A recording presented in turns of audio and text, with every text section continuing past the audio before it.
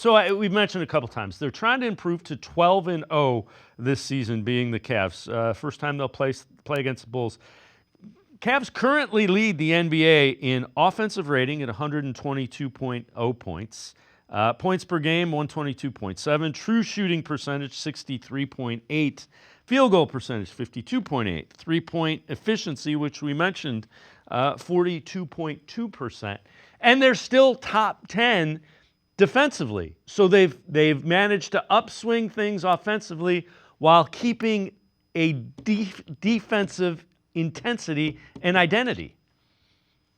This is a team that is still trying to lean into its defensive identity. And it's helped. Obviously, we've talked about it since last year. You have the two bigs in the middle that are going to deter. And it has allowed the guards to be even more aggressive at the point of attack. And I feel bad for other teams at times because even if they make a good move and get past Darius or Donovan, like you're rewarded by getting to meet either Evan Mobley or Jared Allen at the rim. And when you talk about rim protection, right?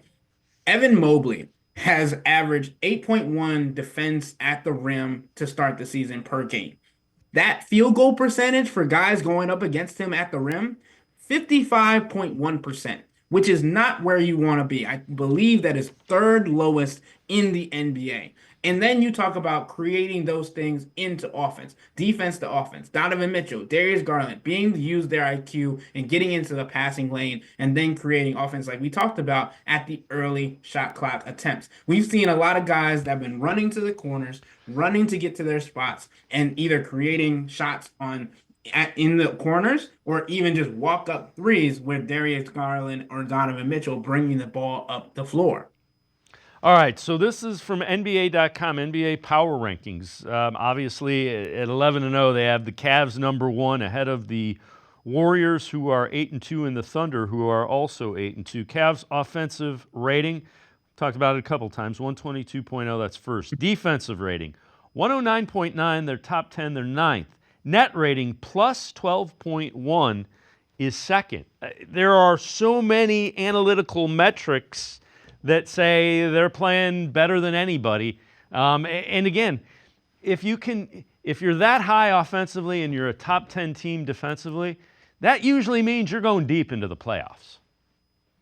Right. And the competition for the Cavs is the Boston Celtics. Right now, the conversation is they are in the same tier. How long will this be sustained? Will this be a team that can hold out to become the second team in the Eastern Conference, allowing them to have an easier path to get to the Boston Celtics in the Eastern Conference Finals? If they do that, with a healthy squad, this is also a difficult conversation because now you talk about Kristaps Porzingis is back, Max Strus is back. The small forward conversation becomes deeper. Do you go with Isaac Okoro, Dean Wade, Max Strus, or is it matchup based? And when this conversation is had, it's difficult to say that the Cavs, who were still able to have success against the Boston Celtics a little bit in last year's postseason, with a healthy new team, new mindset, new identity, do not take the Boston Celtics 7 games in the Eastern Conference Finals.